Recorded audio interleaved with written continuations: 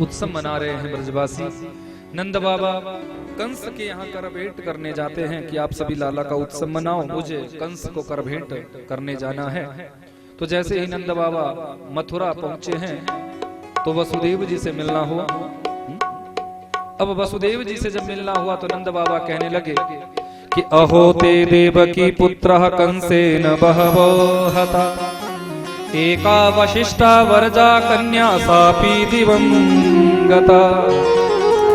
अरे भैया, सुनने में आया था कि देवकी के 6 पुत्रों को इस पापी कंस ने मारा और 7वां गर्भ में ही नष्ट हो गया और 8वां कन्या बनकर आकाश मंडल में चली गई।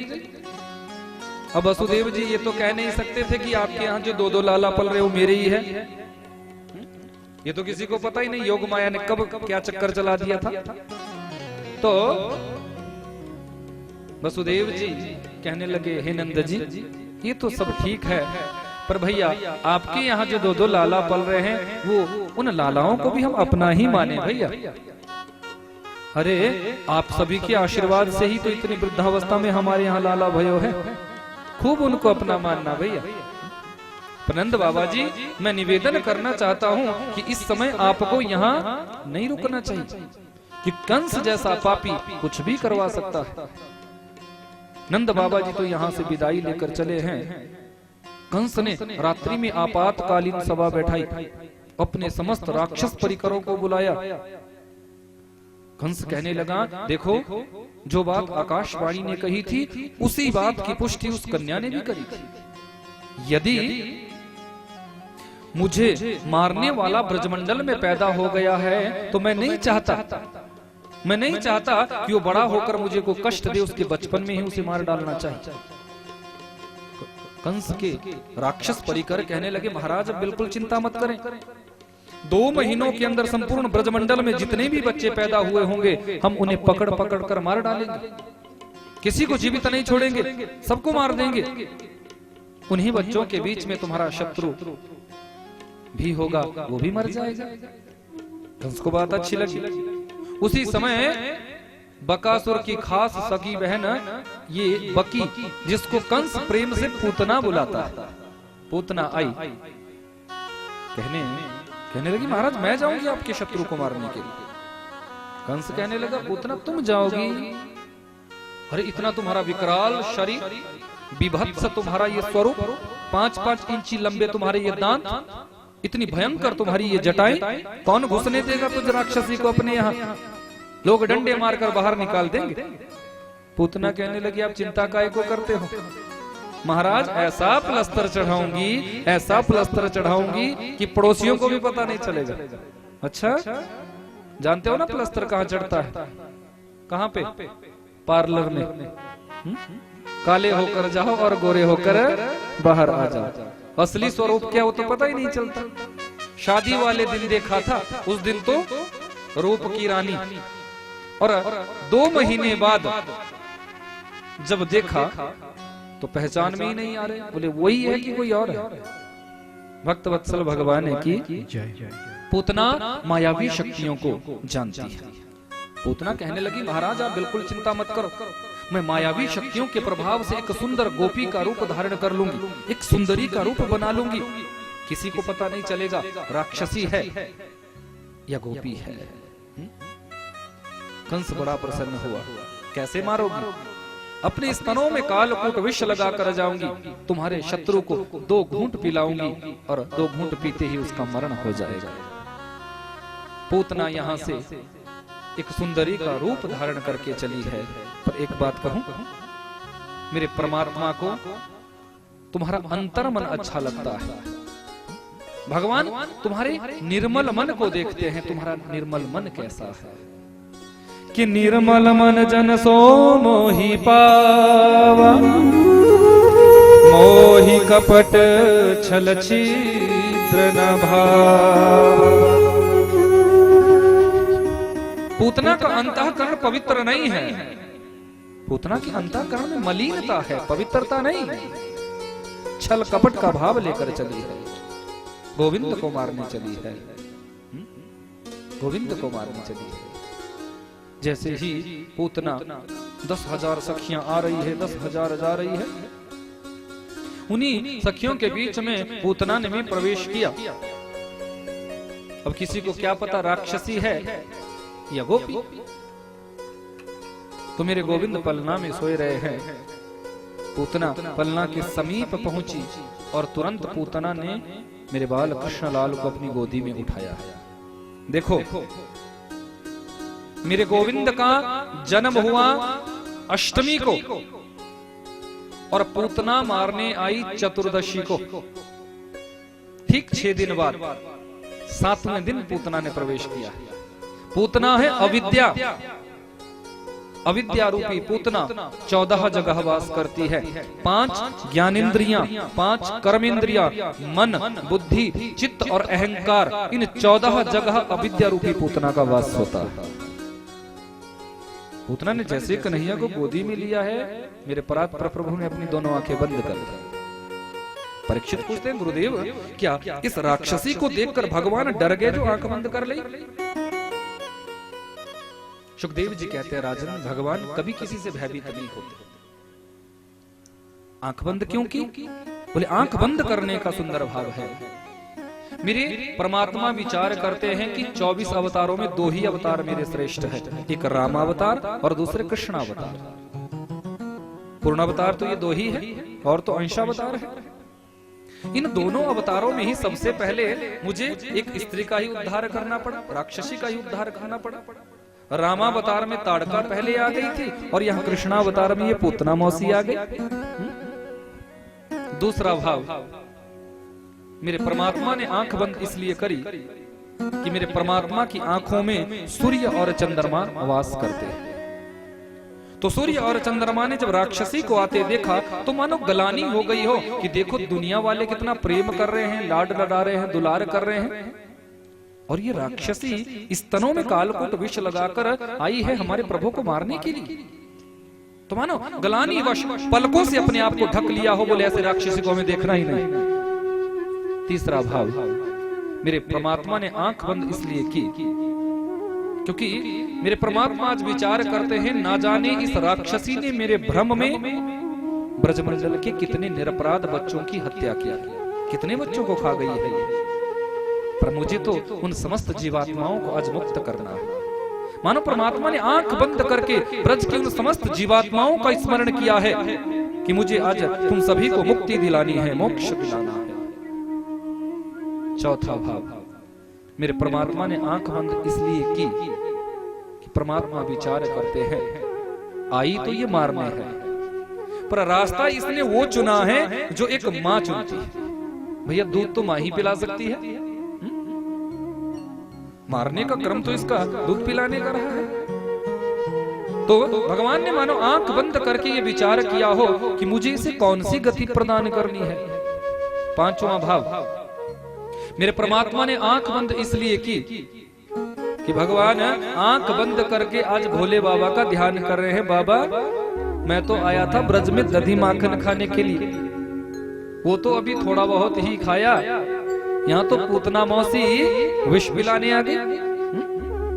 अब बाबा ये विष पीने का अभ्यास तो मुझे है ही नहीं, ये विष पीने का अभ्यास तो आपका है, क्योंकि समुद्र मंथन से हजारों टन विष जब निकला था तो भोले बाबा अंजलि बांध कर उसका पान कर गए थे, जरा सा बुखार भी नहीं आया था, जरा सा बुखार भी नहीं आया। पान किया पर हृदय में नहीं उतारा। क्यों? क्योंकि हृदय में भगवान शंकर जी के रामकृष्ण विराजमान रहते हैं। तो बाबा विचार करते हैं, अंदर ले जाता हूं तो कोई प्रभु को कष्ट ना हो जाए, और बाहर निकलता हूं तो पूरी सृष्टि दग्ध हो जाएगी। तो भगवान शंकर जी ने उस विष को अपने कंठ में ही धारण किया है। विष का प्रभाव हुआ, पूरा कंठ नीला पड़ गया। मेरे महादेव जी का नाम पड़ा नीलकंठ। बोली नीलकंठ महादेव की। भगवान आज ठाकुर जी ध्यान कर रहे हैं बाबा विश्वनाथ का, बाबा नीलकंठ का। बाबा आओ मेरे कंठ में विराजमान हो जाना, विष विष आप पीते चले जाना और दूध दूध मैं पीता चला जाऊंगा। अब पूतना ने स्तन निकाला और कन्हैया के मुख में दिया। कन्हैया गटक गटक गटक करके पूतना के शरीर के दुग्ध का पान करने लगे। पूतना सोचने लगी बड़ा विचित्र बालक है, इतना भयंकर विष लगाकर आई थी, एक घूंट पीते ही इसका तो मरण हो जाना चाहिए था। भगवान ने पहले तो पूतना के शरीर के पूरे दुग्ध को समाप्त किया।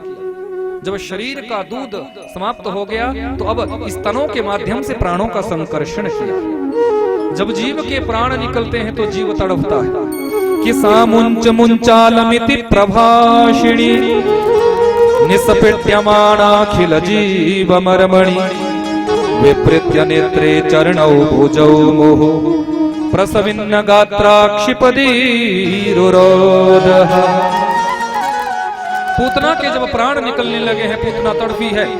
सामुंच मुंचालमिति प्रभाषिणी, अरे लाला छोड़, अरे लाला छोड़, अरे लाला छोड़।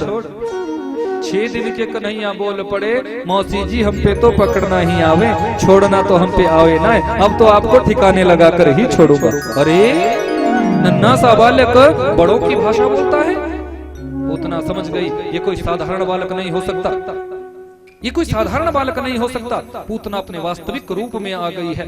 भागवत में स्पष्ट लिखा है कि 3 कोश लंबा चौड़ा शरीर, यानी 18 किलोमीटर का शरीर पूतना ने यहां धारण किया है। 18 किलोमीटर आकाश मार्ग से उड़ा कर ले जा रही है।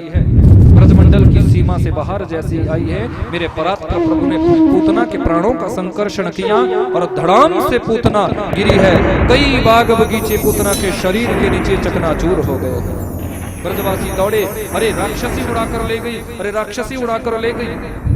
विचार करो, इतना लंबा चौड़ा शरीर पूतना का रहा होगा। देखा वक्षस्थल पर गोविंद क्रीड़ा कर रहे हैं, बहुत बड़ी लंबी कोई सीढ़ी वीढ़ी लगाई होगी, चढ़े होंगे। मेरे गोविंद को नीचे उतारा, 1-2 किलोमीटर दूर तो सांस आई होगी मैया लोगों को। अब पूर्णमासी पुरोहितानी कहने लगी, देखो हे नंदरानी, हमारे लाला का स्पर्श एक राक्षसी के साथ हुआ है, अब तो इसका शुद्धिकरण होना चाहिए, इसका पवित्रीकरण करना पड़ेगा, शुद्धिकरण करना पड़ेगा। मैया कहने लगी, बोले कैसे होगा पवित्रीकरण? बोले चलो गौशाला पे। अब गौशाला पे ले जाया गया, वहां शुद्धिकरण होने लगा। गोमूत्र से स्नान कराया, गोमय वक्षस्थल पर लगाया गया, माथे पे लगाया गया, गोधूली माथे पे लगाई गई। कन्हैया सोचने लगे आया तो दधी माखन खाने के लिए था, पर मैया लोग तो कुछ और ही करने लगे, पर कुछ बोल भी तो नहीं सकते, बच्चे बने हैं तो फिर सब कुछ देख रहे हैं। अब पूर्णमासी पुरोहितानी कहने लगी, देखो नंदरानी, अब मुझे तुम्हारे बालक को झाड़ा करना होगा, लाला को झाड़ा लगाना पड़ेगा। अब हाथों में गैया मैया की पूंछ ले ली। कथा सुनाते सुनाते सुखदेव जी के नेत्र नम हो गए। राजन देखो इन माताओं के भाव को, कितना अद्भुत मनोभाव है इन माताओं का। हाथों में गैया की पूंछ ली है और झाड़ा लगाना प्रारंभ किया है कि इंद्रियाणि हृषिकेश प्राणान् नारायणो वधु श्वेतदीपपतश्चित्तम् मनो योगेश्वरो वधु। हे राजन, इन माताओं के अद्भुत भाव को दर्शन कर। इनको नहीं पता ये किसके नाम से झाड़ा लगा रही है। आज परमात्मा के नाम से परमात्मा को ही झाड़ा दिया जा रहा है। इंद्रियाणि ऋषिकेश, हमारे लाला की इंद्रियों की रक्षा ऋषिकेश भगवान करे। प्राणं नारायणोवतु, हमारे लाला के प्राणों की रक्षा नारायण भगवान करे। श्वेत दीप पतश्चित्तम, हमारे लाला के चित्त की रक्षा श्वेत दीप के ईश्वर करे। मनो योगेश्वरो वतु, हमारे लाला के मन की रक्षा योगेश्वर भगवान करे। परमात्मा के नाम से ही परमात्मा को झाड़ा दिया जा रहा है। याद रखना, परमात्मा के नाम में बहुत बड़ी ताकत है। जिस पत्थर को राम उठाते हैं और जल में छोड़ देते हैं, वो पत्थर डूब जाता है, पर जिस पत्थर पर राम नाम लिख दिया जाता है, वो पत्थर भी पानी के ऊपर तैरने लग जाता है। परमात्मा के नाम में बहुत बड़ी ताकत है, बहुत बड़ी ताकत। सुखदेव जी कहते हैं, राजन, इन ब्रजवासियों ने पूतना के शरीर को काट काट कर जमुना जी के किनारे सैकड़ों चिताएं लगाई। चिताओं में जब अग्नि दी गई है तो धू धू कर शरीर जलने लगा, पर मलयागिरी चंदन से भी दिव्य सुगंध पूतना के शरीर से प्रस्फुटित हुई। परीक्षित ने पूछा, गुरुदेव ये पूतना तो राक्षसी थी, पर राक्षसी के शरीर को जलाने से तो दुर्गंधी आनी चाहिए थी, सुगंधी काय को आई? सुखदेव जी कहते हैं, राजन सुन, एक बार भी कोई परमात्मा का नाम उच्चारण कर ले तो उसका कल्याण हो जाता है, एक बार। और जिस पूतना ने अपना स्तनपान परमात्मा को कराया हो, क्या उसके बाद भी वो राक्षसी रही होगी? विचार करो। परमात्मा बड़े करुणावान है, बड़े दयालु है, बड़े कृपालु है। इन जैसा कि कृपालु कोई और नहीं हो सकता। राजन कि अहो वकीयम स्तन कालकूटम जिघांसया पाययदप्यसाद्भि लेभे गतिं धात्रिचितां ततन्यं कंबादयालुं शरणं ब्रजे। राजन पूतना के शरीर को जलाने से सुगंधी निकली, ये आश्चर्य नहीं। आश्चर्य तो ये है कि जिस पूतना का कुछ भी अच्छा नहीं, जिसका खानदान अच्छा नहीं, जिसका खान पान अच्छा नहीं, जिसका व्यवहार अच्छा नहीं, जिसके विचार अच्छे नहीं, जिस पूतना की भावनाएं अच्छी नहीं, कि पूतना लोकबालाग्नि राक्षसी रुधिरासना जिघांसयापि हरये स्तनम दत्त्वापि सद्गतिम्। जो पूतना छोटे छोटे बच्चों को पकड़ पकड़ कर खा जाया करती थी, परमात्मा की करुणा देखो, इनकी दयालुता देखो। उस राक्षसी पूतना को भी वो गति प्रदान की है, वो गति प्रदान की है जो माता देवकी और यशोदा को हजारों वर्ष बाद मिलनी है। कितने कृपालु है, मातृवत गति प्रदान की है, मातृतुल्य गति। मैं अक्सर कहता हूं कि जब तक कोई संबंध आपका परमात्मा से नहीं होगा, तब तक परमात्मा की प्राप्ति नहीं हो सकती। कोई ना कोई रिश्ता, कोई ना कोई नाता, कोई ना कोई संबंध ईश्वर से जोड़ो। यदि तुम बच्चे के रूप में देखना चाहते हो तो अपना बालक समझकर इनसे प्रेम करो। यदि तुम स्वामी के रूप में इन्हें देखना चाहते हो तो स्वामी समझकर इनसे प्रेम करो। यदि सखा के रूप में इन्हें देखना चाहते हो तो सखा के रूप में इनसे प्रेम करो। जिसने संबंध जोड़ा है उसे इनकी प्राप्ति हुई है। ये जो पूतना थी, इसका कोई इस जन्म का नाता थोड़ी भी था, पिछले जन्म का नाता था, पिछले जन्म का इसका संबंध था। बोले महाराज कैसे? ये पूतना राजा बलि की बहन रत्नमाला थी पिछले जन्म में। जब मेरे वामन भगवान राजा बलि के द्वार पर गए, इतनी अलौकिक आभा थी मेरे वामन भगवान की कि इस रत्नमाला ने जैसे ही बटुक वामन जी को देखा तो इसका मन हुआ कि इतना सुंदर बालक यदि मेरा होता तो मैं बड़े प्रेम से अपनी गोदी में लेकर इसे दुग्ध पान कराती, इसे अपना दूध पिलाती। पर जैसे ही भगवान ने विराट रूप धारण किया और राजा बलि का सब कुछ हरण कर लिया तो इसे गुस्सा आ गया, इसे क्रोध आ गया। विचार करती है कहीं ऐसा बालक यदि मेरा होता तो मैं अपने आप उसे विष पिलाकर मार डालता, जहर देकर मार देता। भगवान ने दोनों भाव स्वीकार किए। बोले जाओ पूतना, जाओ रत्नमाला, अगले जन्म में तुम्हारी ये इच्छा पूरा करूंगा। आज वही रत्नमाला पूतना बनकर आई है, गोदी में भी खिलाया है और दुग्ध भी पिलाया है और जहर भी पिलाया है, पर फिर भी मेरे परमात्मा ने इस पूतना का आज मातृवत गति देकर इसका उद्धार किया है। संबंध, श्याम प्यारे से जिसका संबंध है उसको हरदम आनंद ही आनंद है। कोई ना कोई नाता जोड़ लो, कोई ना कोई रिश्ता गोविंद से बना लो, कल्याण हो जाएगा। बिना संबंध के, बिना रिश्ते के, बिना नाते से ये कभी किसी को प्राप्त नहीं हुए हैं। भक्तवत्सल भगवान की बांके बिहारी लाल की यहाँ 6 महीने के कन्हैया हुए तो शक्तासुर को कंस ने भेजा। मेरे परात्पर प्रभु ने शक्तासुर का उद्धार किया। 1 वर्ष के जब हुए तो तृणावर्त को भेजा। तृणावर्त आया है, भगवान ने तृणावर्त का भी उद्धार किया है। 1 वर्ष की अवस्था को परात्पर प्रभु पार कर चुके हैं।